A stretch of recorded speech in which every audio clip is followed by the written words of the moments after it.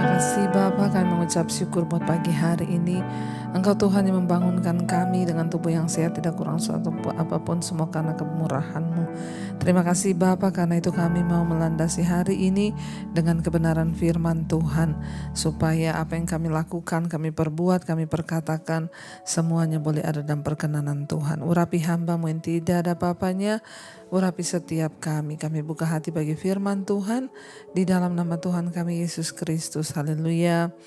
Amin, amin, amin. Iya, shalom saudara, selamat pagi. Saya percaya kita semua dalam keadaan baik, sehat dan luar biasa. Tentunya ya kita mau bangun pagi hari ini dengan ucapan syukur karena kita tahu bahwa Tuhanlah yang membangunkan kita. Baik, kita akan sama-sama merenungkan firman Tuhan sebelum kita memulai semua aktivitas kita. Saya ambil firman Tuhan hari ini dari Efesus pasal yang kelima, ayat yang ketiga sampai dengan ayat yang ketiga sampai ayat yang kelima. Efesus 5 ayat 3 sampai ayat 5. Ayat yang ketiga berkata begini saudara, tetapi percabulan dan rupa-rupa kecemaran atau keserakahan disebut saja pun jangan di antara kamu, sebagaimana sepatutnya bagi orang-orang kudus. Ayat 4, demikian juga perkataan yang kotor, yang kosong atau yang sembrono, karena hal-hal ini tidak pantas, tetapi sebaliknya ucapkanlah syukur. Ayat yang kelima, karena ingatlah ini baik-baik, tidak ada orang sundal, orang cemar, atau orang serakah, artinya penyembah berhala, yang mendapat bagian di dalam kerajaan Kristus dan Allah. Saudara, firman ini berkata kepada kita semua, kalau kita lihat Efesus pasal yang kelima ini, ya, nasihat tentang kita ini harus hidup sebagai anak-anak terang.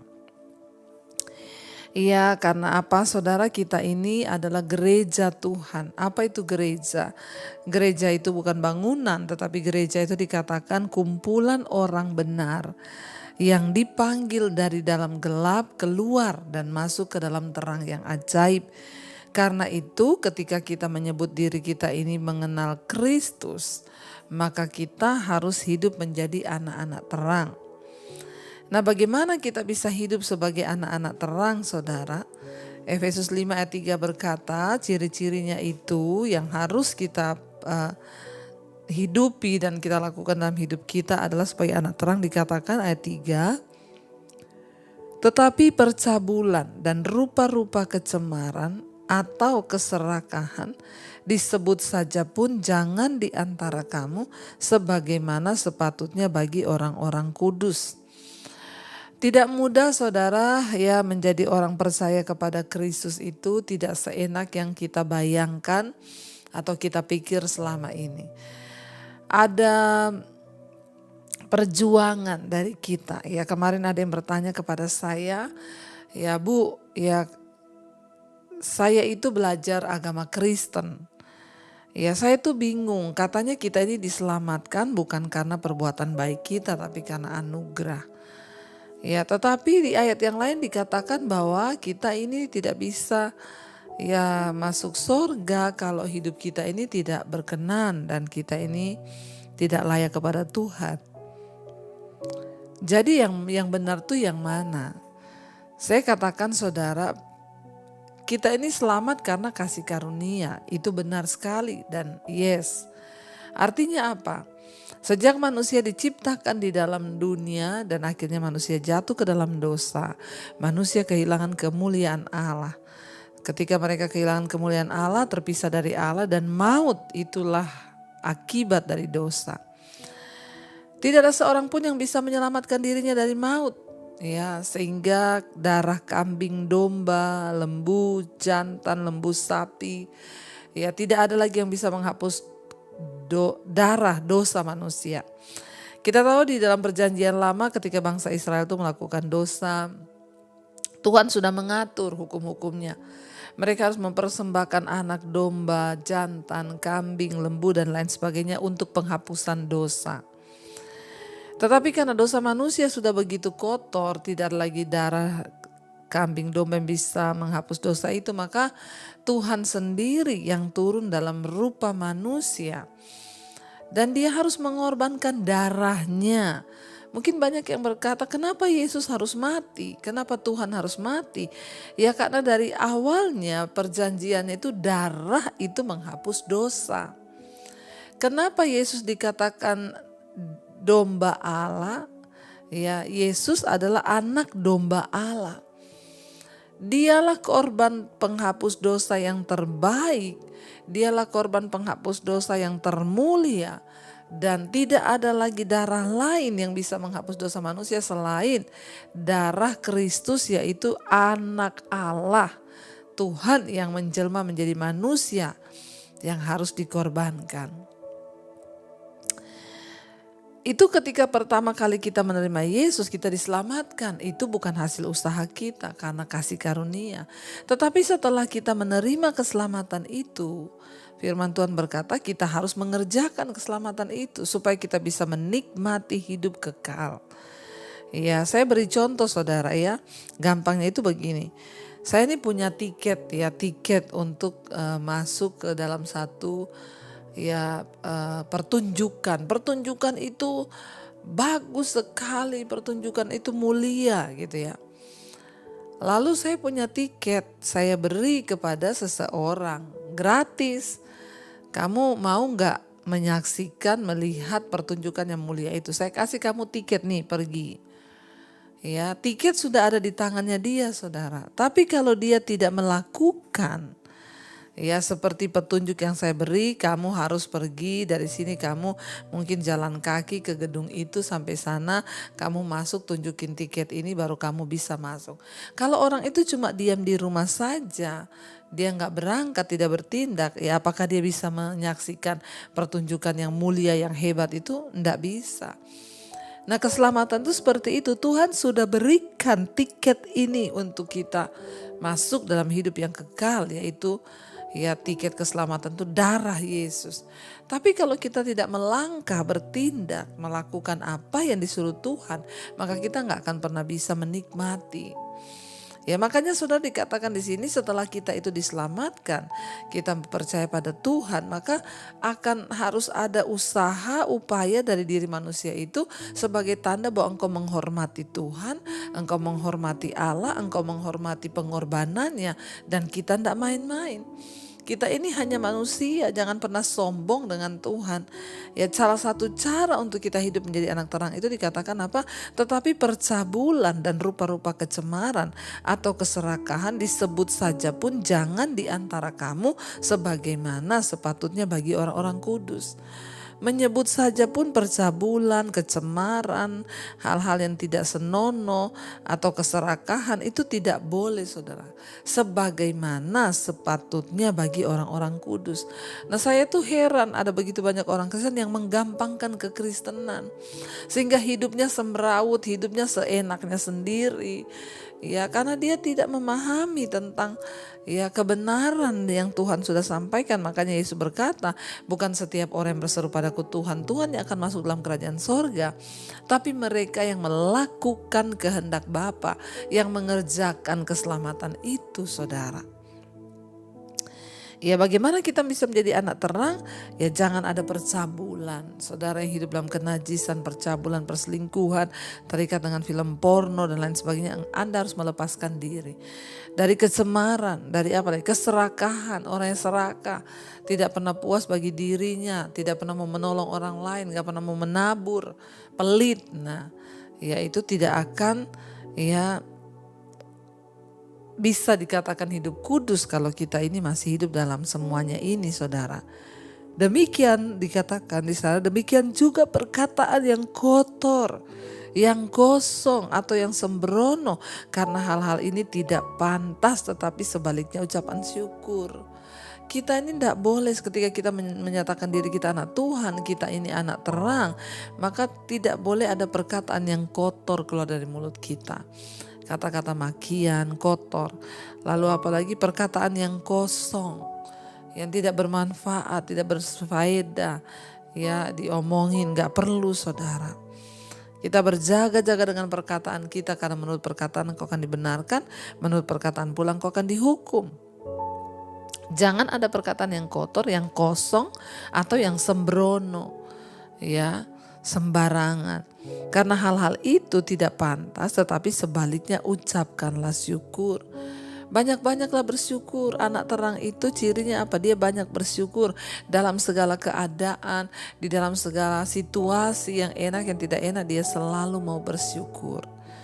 Ya, dan dikatakan ayat yang kelima, karena ingatlah ini baik-baik. Kita disuruh ingat baik-baik. Tidak ada orang sundal, tidak ada orang cemar, atau orang serakah, artinya penyembah berhala, yang mendapat bagian dalam kerajaan Kristus dan Allah. Artinya sekalipun kita ini sudah Kristen, kalau kita itu hidup ya cemar, ada orang sundal, ya orang serakah, artinya penyembah berhala, dia tidak mendapat bagian dalam kerajaan Kristus dan Allah. Hati-hati, firman ini mengingatkan, sebab karena itu ingatlah ini baik-baik. Kalau disuruh ingat baik-baik, berarti ini pesan yang harus digarisbawahi, garis merah, di stabilo. Ya, karena itu ingatlah ini baik-baik, tidak ada orang sundal. Ya, siapa orang sundal itu? Orang yang suka terus hidup dalam kecemaran, kenajisan. Ya, sundal, punya roh sundal. Ya, yang perempuan gak bisa lihat laki-laki, jatuh cinta, laki-laki gak bisa lihat perempuan. Walaupun sudah menikah, udah punya istri, suami orang, istri orang diambil lah, ini namanya sundal. Ya, tidak mendapat bagian dalam kerajaan Allah. Orang cemar sama. Ya, orang-orang yang hidup dalam kecemaran, membawa dirinya dalam kecemaran. Ya, atau orang serakah, tidak pernah cukup bagi dirinya, terus saja saudara, sehingga gak pernah menabur, gak pernah ingat orang lain, gak pernah ingat memberkati, menopang pelayan Tuhan. Ya, tidak pernah. Karena apa? Serakah. Ya, serakah dengan keserakahan terus dan terus. Tidak mendapat bagian dalam kerajaan Allah. Lalu penyembah berhala. Ya, mereka itu tidak mungkin mendapat bagian dalam kerajaan Allah, dalam kerajaan Kristus dan Allah. Jadi mari kita ingat baik-baik, mari kita hidup baik-baik, mari kita sungguh-sungguh mencari Tuhan hari-hari ini. Supaya apa saudara? Supaya hidup kita ini menjadi anak-anak terang. Buang percabulan, kenajisan, kecemaran, keserakahan. Orang yang serakah juga diingatkan terus di sini. Jangan serakah, tanda kita hidup sebagai anak terang. Kita gak serakah, kita mau berbagi. Karena itu, ya mari kita belajar mendengarkan firman Tuhan, mari kita merenungkan firman Tuhan, dan mari kita melakukan firman Tuhan agar hidup kita berbahagia dan kita bisa melihat campur tangan Tuhan dalam hidup kita. Mari kita mau tundukkan kepala, kita mau berdoa. Terima kasih Tuhan, kami percaya surga itu mulia, surga itu kudus, dan tanpa kekudusan kami tidak mungkin melihat Tuhan. Jadikan kami menjadi anak-anak terang, menjadi anak-anak yang kekasih. Jadikan kami sebagai anak-anak yang menghormati kekudusan, agar kami boleh masuk dalam kerajaan Kristus dan kerajaan Allah. Bawa kami untuk selalu menyadari Tuhan, bahwa tanpa kekudusan kami tidak mungkin bisa melihat Tuhan. Mari dengan hati saudara kita naikkan pujian ini di hadapan Tuhan. Kudus, kuduslah, kuduslah Tuhan, Allah semesta alam. Kudus, kuduslah, kuduslah Tuhan. Surga bumi menyembah-Mu Tuhan, menyembah. Kudus, kuduslah,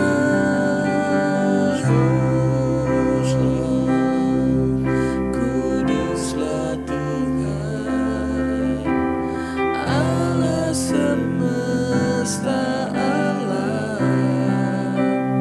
Kudus, kuduslah Tuhan, surga bumi menyembah-Mu. Engkau Tuhan yang kudus, yang bersemayam di dalam kemuliaan. Ajar kami untuk hidup sebagai anak-anak terang-Mu Tuhan. Agar kami layak menikmati kerajaan sorga. Mampukan setiap kami untuk berjuang melawan kedagingan, membuang segala kecemaran, percabulan, kenajisan, keserakahan, bahkan semua sifat-sifat daging lainnya. Hamba berdoa berkati setiap anak-anak-Mu Tuhan, mereka yang terus setia ikuti mesbah syukur setiap pagi, yang rindu mendengarkan firman-Mu, yang rindu diubahkan. Ubahkan setiap kami.